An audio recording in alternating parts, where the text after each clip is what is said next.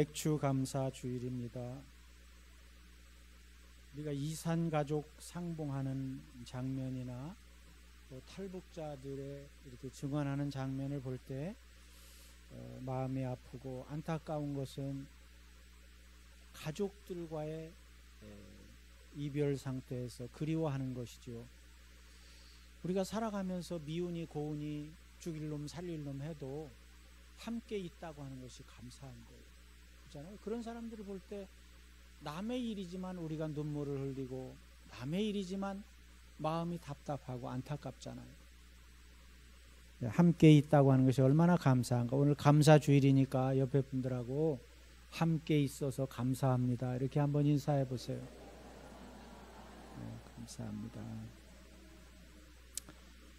사람이 이 땅에서 할 수 있는 것 가운데 가장 아름답고 성숙한 것이 감사라, 이런 말이 있습니다. 진정한 감사, 그것은 환경과 여건을 초월해서 드리는 감사예요. 그래서 성경에서는 범사에 감사하라 그래요. 이 범사가 중요합니다. 어떤 상황에서든지 감사해야 된다는 거예요. 이것은 하나님의 명령이요, 하나님의 뜻이에요. 왜 그럼 이렇게 명령하고 계시는가? 그것은 감사 생활을 하는 것이 인간의 도리이면서 이 명령을 지킴으로 받는 복이 크다고 하는 것을 말하는 것이에요. 인간은 하나님께 영광을 드리는 것이 존재의 목적입니다. 어떤 사람도 나쁜 일을 하고 악을 행함으로 기쁨을 누리고 즐겁게 살 수 있는 사람은 없어요. 물론 우리 주위에는 그런 사람들이 많아요. 그러나 그 사람들에게 진정한 기쁨과 즐거움을 누릴 수가 없다고 하는 거예요. 왜 그러냐? 하나님이 우리를 그렇게 해서 살도록 지으시지 않았기 때문에 그래요. 우리의 몸에는 여러 가지 영양소로 건강을 유지합니다. 우리가 쉽게 알 수 있는 탄수화물이라든가 단백질, 지방, 또 비타민, 이런 여러 영양소가 있잖아요. 그 중에서 비타민은 없으면 신진대사가 안 된다 그래요. 아무리 좋은 음식을 먹어도 비타민이 부족하게 되면 몸에 이상이 생기고 균형이 깨어진다고 하는 거예요. 그래서 이런 비타민, 거의 비타민 복용 안 하는 분들이 없잖아요. 그리고 비타민도 종류가 많이 있잖아요. 그만큼 중요한 거예요. 마찬가지로 우리의 영혼에도 이렇게 비타민처럼 반드시 필요한 영양소가 있어요. 오늘 본문에서도 3가지 영양소를 소개하고 있는데, 기뻐하는 거, 기도하는 거, 감사하는 거. 그러나 오늘 3가지 다 말할 수가 없고 감사주일이기 때문에 감사에 대한 말씀을 드리려고 합니다. 자, 신앙을 나무의 뿌리라고 한다면 감사는 신앙의 열매예요. 그러니까 우리가 감사하지 못한다고 하면 어떻게 되겠어요? 그 믿음 자체에 문제가 있는 것이라는 거예요. 그래서 감사가 넘치는 사람은 믿음이 건강한 사람이요, 성령이 충만한 사람이다 하는 거예요. 성령 충만한 사람은 펄쩍펄쩍 뛰는 사람이 아니라 바로 이런 감사가 넘치는 삶을 사는 사람이다 하는 거예요. 반대로 불평과 불만이 가득한 사람은 어떤 사람이에요? 나쁜 영이 충만한 사람이에요. 성령이 충만한 사람은 절대 그렇게 살지 않는다 하는 거예요. 우리는 365일 항상 감사하는 생활을 해야 되지만, 특별히 이렇게 감사절기를 지켜서 보내는 것은, 예배를 드리는 것은 여러분의 감사 생활을 점검하라고 하는 거예요. 그리고 결산해야 된다 하는 거예요. 학생이 공부를 하면 반드시 시험을 통해서 점검하잖아요. 사업하는 사람이 사업을 하게 되면 반드시 결산을 통해서 점검하는 것처럼 우리도 그렇게 점검해야 된다 하는 것이에요. 그래서 성경적 감사는 어떤 감사인가? 구원을 받은 사람들이, 구원을 받은 여러분과 내가 손을 펴서 하나님을 예배하고 경배하고 찬송하는 행위다. 그래서 데살로니가 후서 2장에 보면 주께서 사랑하시는 형제들아, 우리가 항상 너희에 관하여 마땅히 하나님께 감사할 것은 하나님이 처음부터 너희를 택하사 성령의 거룩하게 하심과 진리를 믿음으로 구원을 받게 하심이라 그랬어요. 그러니까 구원받은 여러분들은 어떻게 살아야 돼요? 감사하며 살아야 된다. 감사는 해도 되고 안 해도 되는 것이 아니라 반드시 감사해야 된다 하는 거예요. 감사는 우리가 가지고 있는 언어 중에서 최고 높은 위치에 있는 것이라 그런 말이 있어요. 그래서 감사는요 다른 피조물은 할 줄 몰라요. 사람만이 할 수 있는 것이에요. 그리고 감사가 절정에 이르잖아요. 감사가 충만하잖아요. 그러면 뭐가 나와요? 뭐가 나와요? 네? 감사가 충만하면 뭐가 나와야 돼? 찬송이 나와야 되는 거예요. 찬송이. 그래서 찬송은 위치가 아주 높은 거예요. 네? 찬송을 시답지 않게 그렇게 부르면 안 되고, 정말 감사가 넘칠 때 바로 찬송이 나와야 된다. 제가 엊그제 이렇게 마트를 갔어요. 짐꾼 노릇을 하기 위해서 제가 마트를 갔습니다. 농산물 코너에 갔는데 야 색깔도요 가지각색이고 그냥 보기만 해도 먹고 싶은 생각이 들고요. 이게 주부의 입장은 제가 돼보지 못했지만 주부들이 이게 뭘 사러 가면 자꾸 사고 싶은 마음이 들 것 같아. 내가 봐도 막 사고 싶은 생각이 들더라고요. 그런데 감사 설교를 하려고 그랬는지 이렇게 보면서 그런 걸 살 수 있다고 하는 것이 감사하더라고요. 우리는 보통 손님이 왕이라 그래가지고 사는 사람은 고자세가 되기 쉽잖아요. 그래서 왜 이게 뭐 이렇게 싱싱하지 못하냐, 왜 이렇게 비싸냐 이런 말을 하잖아요. 근데 사실은 내가 그걸 보면서 살 수 있다고 하는 것이 감사한 거예요. 왜 그래요? 여러분 옛날 농경시대로 돌아가가지고 여러분이 다 농사지어서 그거 먹으라고 그래 보세요. 아마 그렇게 해서 할 사람이 몇 명이나 있을까? 그러나 아무 노력하지 않고 그냥 가서 돈만 주면 내가 먹을 수 있는 거 다 살 수 있다는 건 얼마나 감사해요. 그것도요 우리나라에서 나는 것만 사 먹어요? 세계에서 나는 것을 우리가 다 사 먹을 수가 있잖아요. 그것도요 요즘에는 보니까 시식까지 해. 미리 다 그걸 먹어보고 살 수 있어. 그러니까 얼마나 감사해요. 감사하시기를 바랍니다. 우리 아파트에 이렇게 인터폰이 있어요. 인터폰이 있는데 내가 볼 때 뭐 1년 가야 한 번 사용하지도 않아요. 근데 그게 뭐 30년도 훨씬 넘었어요. 그걸 안 가니까 아주 색이 바래가지고 노랗게 돼버렸어요. 그래도 안 가니까 이상한 소리가 나요. 요즘에는 이상한 소리가 나요. 그래서 야 이거 갈아야 되겠다 그렇게 생각하고 그걸 파는 데를 찾아보니까 주위에 아무리 둘러봐도 그걸 파는 데가 없어요. 그래가지고 인터넷에 들어가서 그걸 사서 할 수 있을까 그래가지고 우리 성도님들한테 물어보니까 그건 할 줄 모른대. 설치를 할 줄 모른대. 야 그러니까 뭐 어떻게 할 방법이 없잖아요. 그래서 제가 생각을 했어요. 야 이거를 파는 가게가 있다고 하는 것이 참 감사하다. 감사하다. 어떤 때는 외식을 할 때 맛있는 음식을 파는 음식점이 있으니까 감사한 것이고, 여러분이 필요한 것을 이렇게 가서 요즘엔 또 택배까지 하잖아요. 택배. 가만히 앉아 있어도 그냥 명령만 내리면 배달해 주잖아요.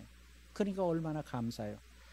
아이고 물건을 팔아도 감사, 사도 감사, 감사할 일이 너무 많구나 그런 생각을 했습니다. 그래서 감사는요 강력한 믿음의 힘이 감사예요.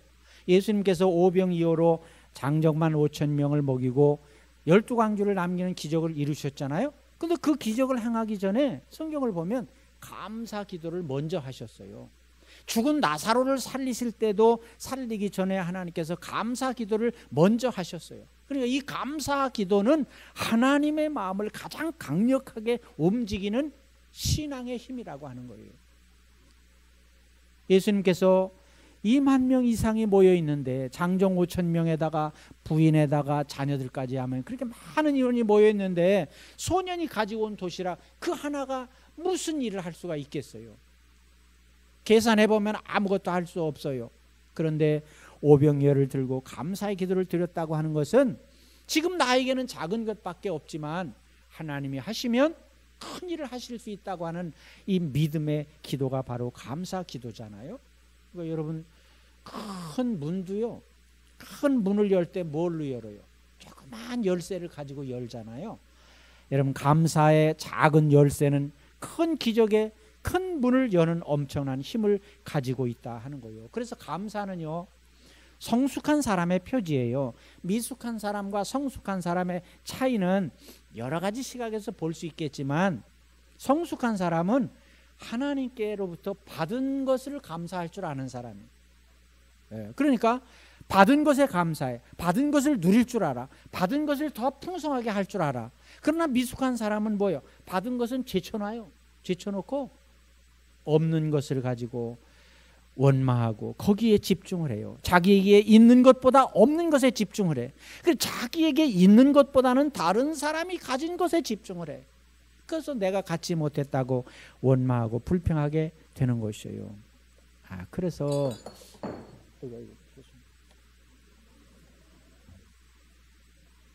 몇 주일 안 했다고 이렇게 서툽니다. 그래요. 자, 그러니까 감사는 깨달음에서 나온다고 생각을 해요. 아무리 많이 가지고 있어도요, 그것 때문에 감사하는 게 아니에요. 정말 내가 깨달아야 감사할 수가 있다. 그래서 깊이 생각하는 사람은, 여러분 선물 받아보셨죠? 선물 받아보면 제일 먼저 어떤 반응을 해요? 선물 받으면 제일 먼저 어떤 반응을 합니까? 크냐 작으냐? 비싼 거냐 싼 거냐? 그러면 선물 준 사람의 마음이잖아요. 제발 그렇게 되기를 바랍니다.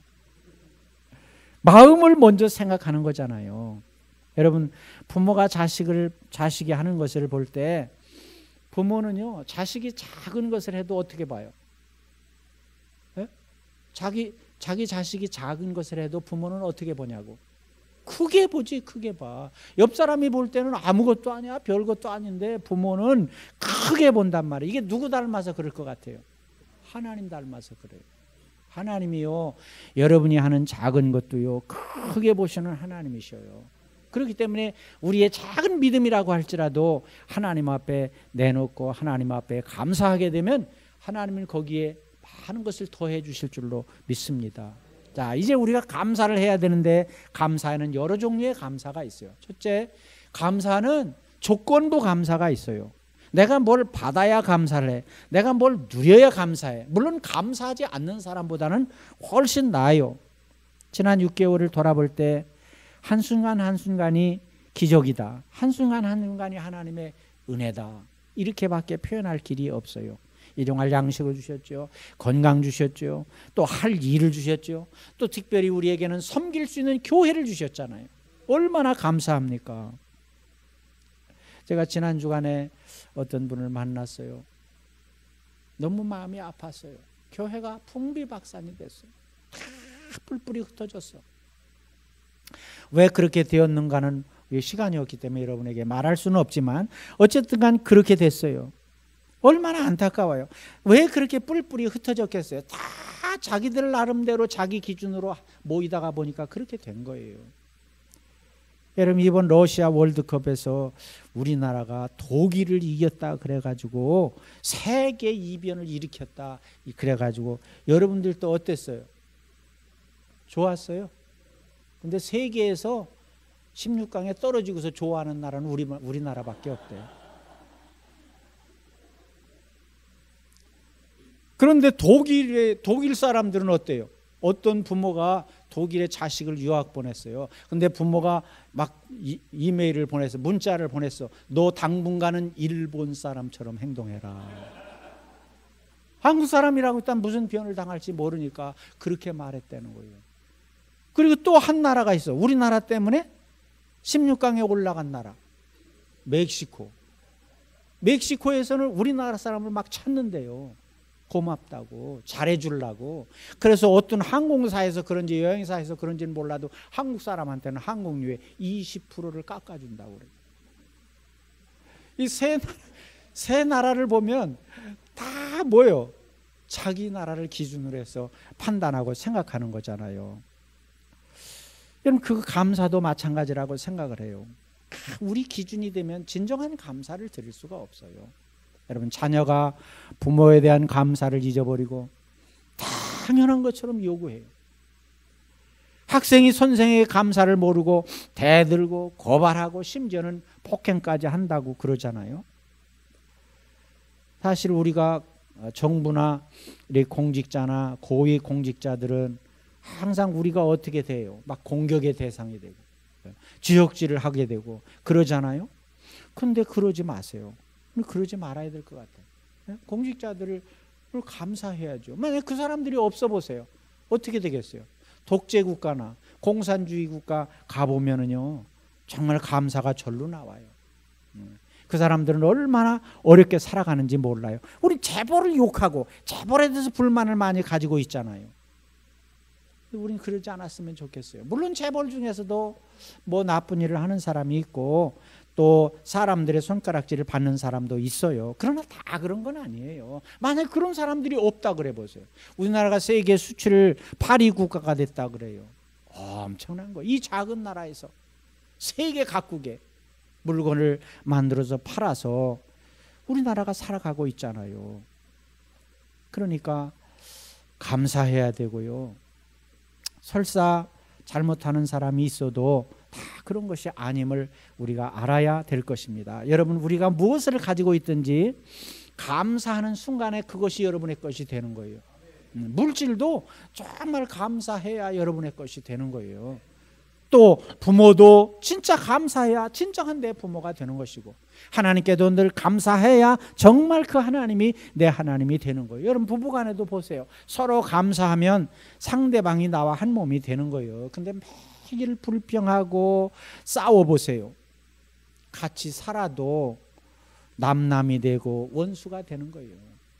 딴 사람들이 뭐라 그러면 너도 같이 살아봐라 그러잖아요. 남남이 되는 거란 말이에요.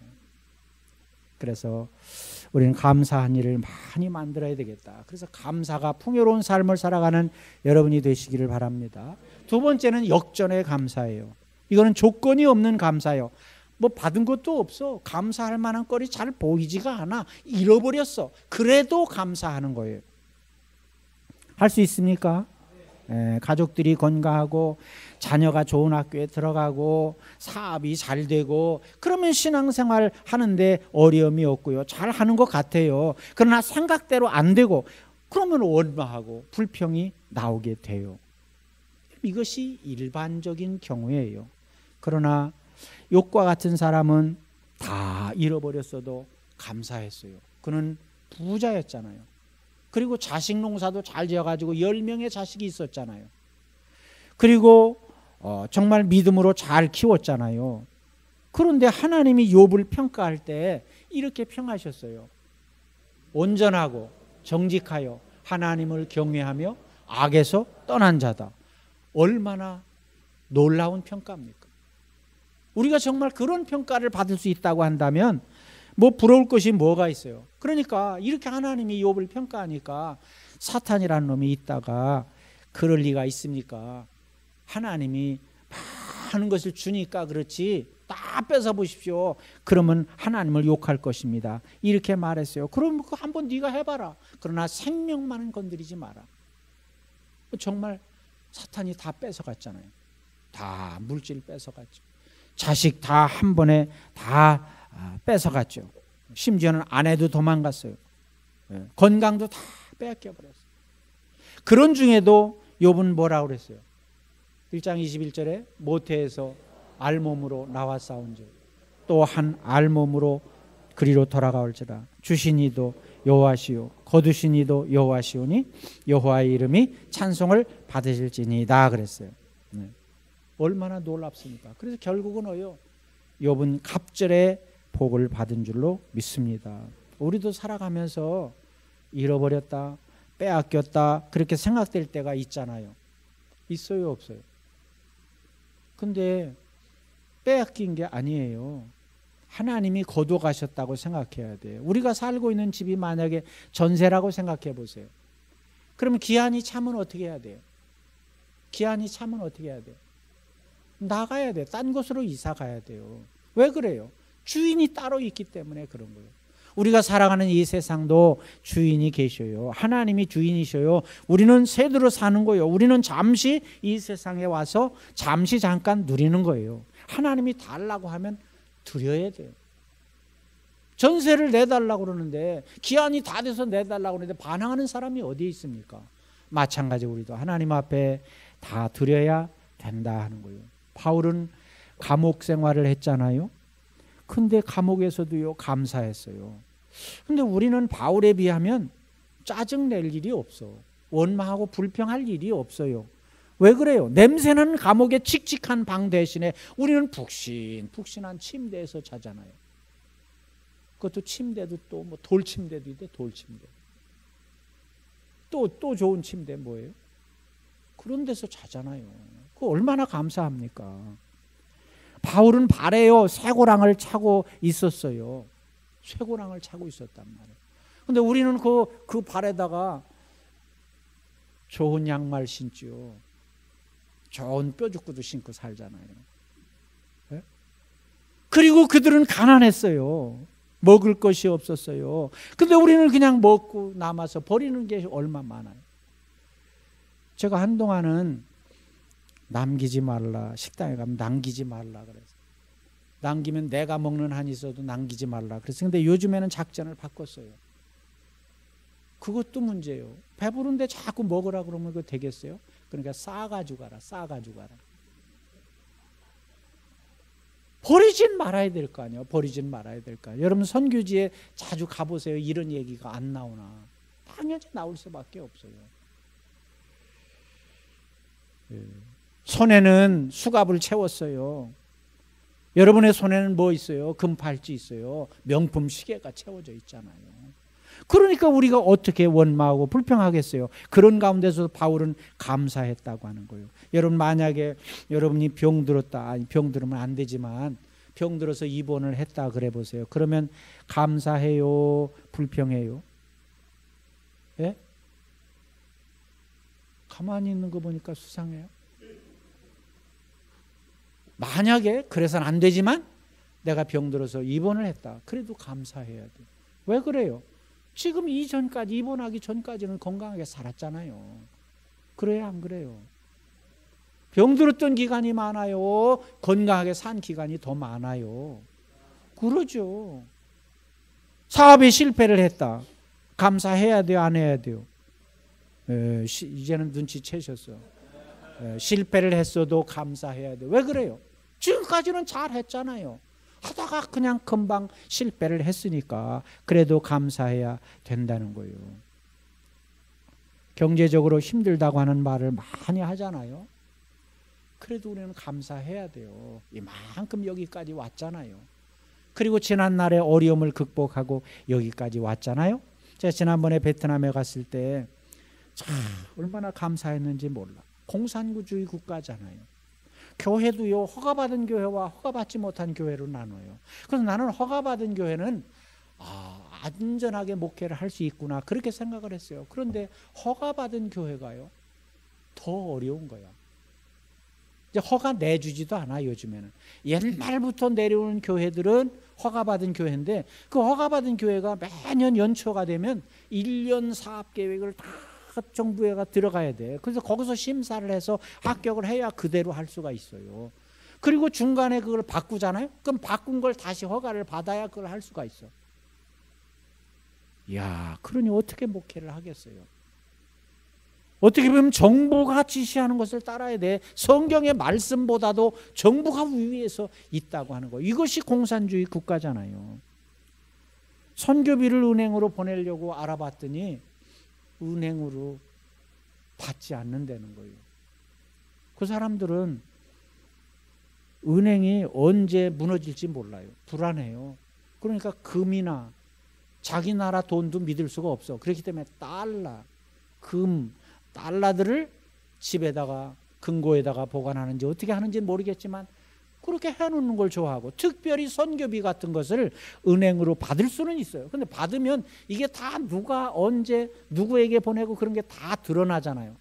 그러니까 못 보내는 거예요. 그래서 인편으로 보내달라 그런 요청이 왔어요. 얼마나 불편하고요. 얼마나 불쌍해. 우리가 100불을 보내잖아요. 근데 도시가 아닌 조금 시골에는 그 100불 가지고 생활이 가능하다고 하는 거예요. 한 달 생활이 가능하다는 거예요. 100불이면 얼마예요? 우리는 상상할 수 없어요. 여러분 자녀에게 주는 용돈도 아마 그것보다 많을 거예요. 그것 가지고 한 달을 살 수 있다고 하는 거예요. 그런데요, 이 나라만 그렇게 어려운 것이 아니에요. 우리도 그런 어려운 때가 있었잖아요. 우리도 어려운 때가 있었지만 이제 그것을 극복하고 세계와 어깨를 나누는 나라가 되었습니다. 이런 역전의 복을 우리나라가 받은 거예요. 그러니까 여러분 어떤 상황에서도 감사해야 될 줄로 믿습니다. 세 번째는 주는 감사예요. 이것은 바로 예수님께서 우리에게 보이신 감사예요. 십자가에서 생명까지 주셨어요. 시루라기 하나, 털끝 하나 남김없이 우리를 위해서 다 주셨어요. 오늘 우리가 성찬식을 하는데 예수님께서 마지막 만찬에서 떡과 잔을 가지시고 축복하고 제자들에게 주시면서 뭐라고 하셨어요? 받아서 먹으라. 이것은 내 몸이니라. 인류를 위해서 모든 것을 다 주셨어요. 죄사함을 얻어 사람을 죄사함을 얻어 기뻐하고 감사하는 온 인류의 구원을 위해서 피를 흘리시고 살이 찢기셨잖아요. 그러니까 다른 사람을 위해서 내가 가장 귀중한 것을 나눠주면서 감사할 수 있는 것, 이것이 최고의 감사인 줄로 믿습니다. 제가 선교지에 가면 여러분이 드리는 헌금 선물을 줄 수 있다고 하는 게 얼마나 감사한지 몰라요. 항상 가슴 뿌듯하게 생각해요. 그런데 이 불교 나라에 가서 제가 느낀 것인데, 처음에 갔을 때 이 사람들은 주어도요, 기쁜 내색을 안 해. 그리고 감사를 해야 되잖아요. 감사도 안 해. 야, 되게 싸가지가 없다, 그런 생각이 들었어요. 처음에는 그랬어요. 근데 나중에 이렇게 알고 보니까 이게 그 사람들의 문화예요. 왜냐하면 너희가 와가지고 우리에게 그것을 주었지 않느냐. 그러니까 복은 너희가 받는다는 거예요. 그러니까 우리가 오히려 감사해야 된다는 거예요. 이 사람들이 불교 국가인데 성경을 컨닝한 것 같아요. 뭐라 그랬어요? 사도행전에 보면 주는 것이 받는 것보다 복이 있다 그랬잖아요. 여러분, 이 예수님의 사랑이 선진 국가의 사상을 만들었고 문화가 정착이 됐어요. 그래서 세계는 서로 도우면서 살아가야 되는 것이에요. 그래서 우리도 주는 나라가 됐잖아요. 교회만 주는 것이 아니라 국가에서도 주는 나라가 되었어요. 그래서 감사해야 된다. 이것이 천국의 배분법인 줄로 믿습니다. 하박국 선지자가 하루는 기도하는데 하나님께서 아수르 군대가 쳐들어올 것이다 하는 것을 미로 계시로 보여주셨어요. 그러니까 하박국 선지자는 너무 충격이어서 성경에 이렇게 표현해서 창자가 흔들릴 정도고 떨려서 말이 안 나올 정도다. 왜 그래요? 이미 전쟁을 경험했기 때문에 그래요. 나라가 황폐화되죠. 전쟁이 일어나면 나라가 황폐되죠. 성전이 다 파괴되죠. 백성들이 다 포로로 잡혀가서 비극을 경험했기 때문에 그는 떨리고 창자가 뒤틀리는 것을 경험했다 그랬어요. 그럼에도 불구하고 하박국 선지자는 3장 18절에 나는 여호와로 말미암아 즐거워하며 나의 구원의 하나님으로 말미암아 기뻐하리로다 했어요. 이것이 믿음으로 사는 사람의 감사예요. 이것이 은혜로 사는 사람의 감사인 줄로 믿습니다. 그러니까 그 이유가 뭔가? 그 이유는 아무리 환경이 어려워도 아무리 환경이 고통스러워도 하나님은 여전히 여러분과 같이 계신다고 하는 것 때문이에요. 이제 뉴스에 보니까 태풍이 온다 그래요. 내일부터 그 시작이 됐잖아요. 태풍이 온다. 태풍이 와서 다 쓸어가도요, 하나님은 여러분과 같이 계셔요. 그러니까 우리가 걱정할 필요도 없고 두려워할 필요도 없다. 여러분이 받은 구원은 누구도 빼앗아갈 수 없는 분명하고 확실한 것이기 때문에 낙심할 필요가 없다고 하는 거예요. 여러분, 부부도요, 고생을 하면서 뭐 이뤘을 때 더 정이 드는 거예요. 어때요? 고생은 아주 지긋지긋해. 근데 지긋지긋하지, 힘들죠. 그러나 그러면서 부부가요, 가까워지고 돈독해지는 거예요. 그렇지 않고 부잣집 아들, 부잣집 딸이 결혼해서 그러면 행복하고 그렇게 할 것 같지만 그렇지 않아요. 그래요, 안 그래요?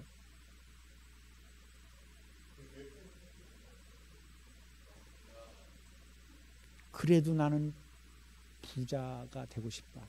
부자하고 결혼하고 싶다. 그런 모습 같아요. 여러분 그래요. 성도도요.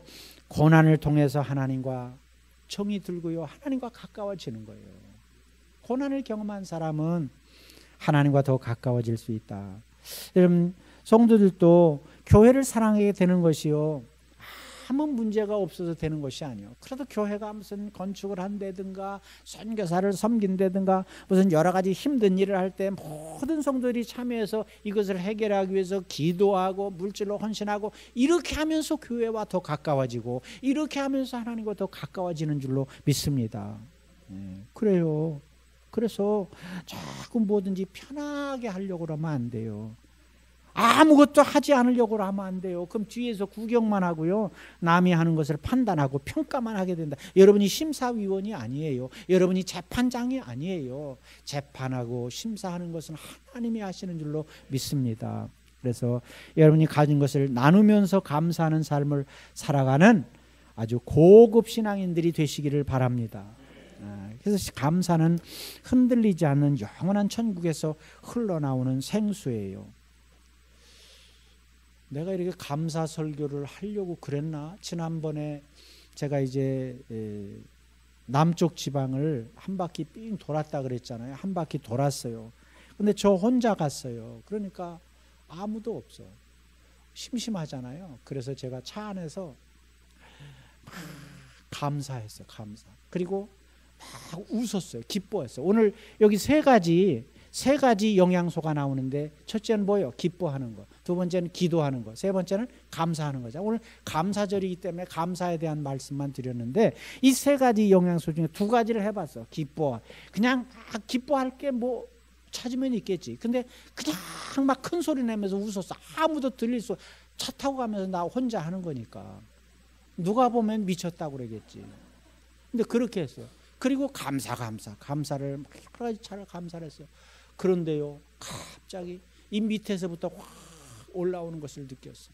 그런 힘을 느꼈단 말이에요. 그걸 보면서 범사에 감사하라고 하신 하나님의 말씀의 의미를 제가 깨달았어요. 여러분 생활 속에서 그런 감사의 삶을 살아가는 여러분이 되시기를 바랍니다. 실패해도 감사해야 되고 내 뜻대로 안 돼도 감사해야 되고 어떤 상황에서도 감사를 할 때 여러분 감사를 통해서 하나님이 큰 기적을 채워주실 줄로 믿습니다. 근데 감사는요 속으로 하면 안 돼요. 어떻게 해야 돼요? 표현해야 돼요.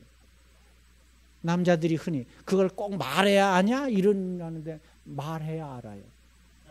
말로 표현해야 돼요. 그리고 예배로 표현하고 오늘처럼 여러분처럼 예배로 표현하고 그리고 옷값을 깨뜨린 여인처럼 물질로 표현할 줄 알아야 돼요. 그렇게 되어질 때 감사는 기적을 낳게 될 줄로 믿습니다. 더 큰 감사를 낳게 될 줄로 믿습니다. 감사하는 삶을 통해서 여러분의 삶이 더욱더 풍요로워질 수 있기를 축원합니다.